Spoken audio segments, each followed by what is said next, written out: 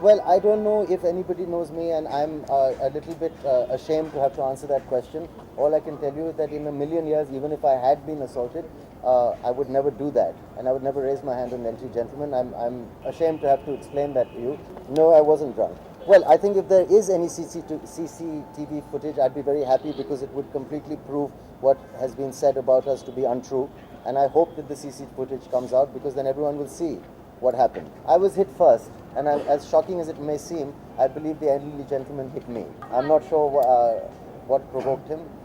Obviously, this is an incident that has two sides of the story, and it's in court right now. It is.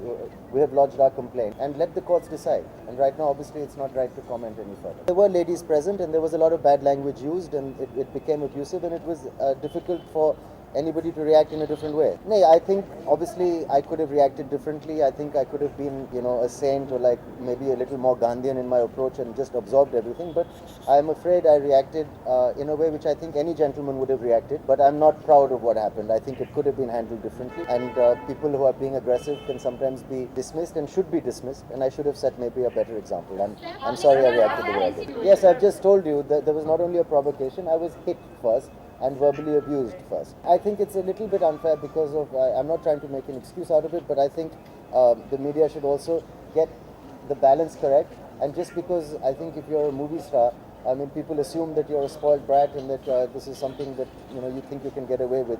But I think it's very unfair. I think, in fact, I'm feeling like somebody who has been aggressed on. Sir, मैं बिल्कुल नहीं भागा हूँ. मैं अपना काम खत्म करके मैं पुलिस स्टेशन गया हूँ. मैंने अपना कंप्लेंट दर्ज किया है. And I have full faith in the police and the judiciary and I have nothing to hide.